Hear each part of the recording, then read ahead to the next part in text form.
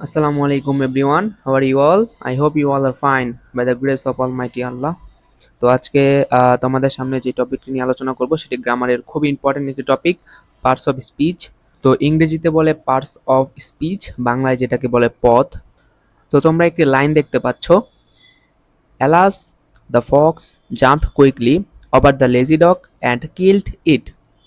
এই লাইনটির মধ্যে পার্টস অফ স্পিচের যে 8টি প্রকারভেদ আছে সেই 8টি উপস্থিত। তোমরা যদি খেয়াল করো, প্রথমেই যেটি দেখতে পাচ্ছ অ্যালাস, এই শব্দটি একটি এক্সক্লেমেটরি চিহ্ন দেখতে পাচ্ছ।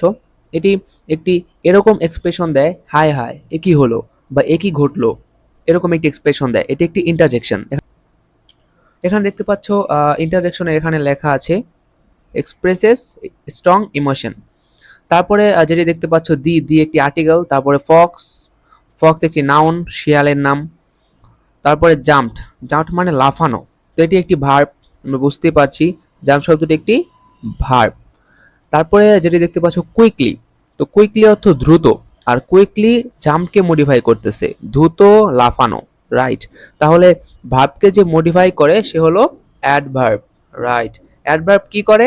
ডিসক্রাইবস এ ভার্ব, মানে ভার্বকে বর্ণনা করে, অ্যাডজেক্টিভকে বর্ণনা করে, এবং একটি অ্যাডভার্ব অন্য একটি অ্যাডভার্বকেও বর্ণনা করতে পারে।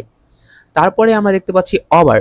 তো অভার একটি প্রিপোজিশন, সকলেই জানি অভার, উইদাউট, তারপরে বিটুইন, এগুলো হলো প্রিপোজিশন।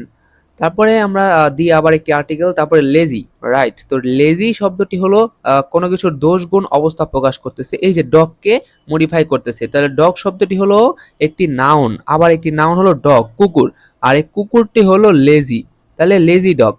এই লেজিটি হলো অ্যাডজেক্টিভ, তাহলে এই যে ডিসক্রাইবস এ নাউন, নাউনকে বর্ণনা করে বা মডিফাই করে কে? অ্যাডজেক্টিভ, তাই লেজি একটি অ্যাডজেক্টিভ। তারপরে অ্যান্ড একটি কনজাংশন, অ্যান্ড অর বাট এগুলো সবই কনজাংশন। কিল্ড, কিল্ড আবার একটি ভার্ব, কাউকে মেরে ফেলা। লাস্ট যেটি দেখতে পাচ্ছ ইট, ইট হলো রিপ্লেস করে, নাউনকে রিপ্লেস করেছে, ইট হলো একটি প্রোনাউন, রাইট। এটা হলো একটি প্রোনাউন। তো তোমরা দেখতে পেলে এই একটি মাত্র লাইনের মধ্যে সবগুলো parts of speech, noun, pronoun, adjective, adverb, verb, preposition, conjunction, interjection, সবগুলো পার্টস অফ স্পিচ উপস্থিত। তো এটুকুই ছিল আজকের ভিডিওতে। পরবর্তী এই প্লেলিস্টে তোমরা পার্টস অফ স্পিচের বিস্তারিত পেয়ে যাবে, এবং আমি চেষ্টা করব ভেঙে ভেঙে ছোট ছোট করে ভিডিওগুলো দেওয়া, যাতে একদম ছোট বাচ্চা থেকে শুরু করে বড়রা সবাই আনন্দ সহকারে শিখতে পারে। ক্লাস 6-7 এর বাচ্চাও যেভাবে শিখবে, ক্লাস ইন্টারের স্টুডেন্টরাও সেভাবেই শিখবে ইনশাআল্লাহ। তো আজকে এই পর্যন্তই, তোমরা সবাই ভালো থেকো। আসসালামু আলাইকুম, আল্লাহ হাফেজ।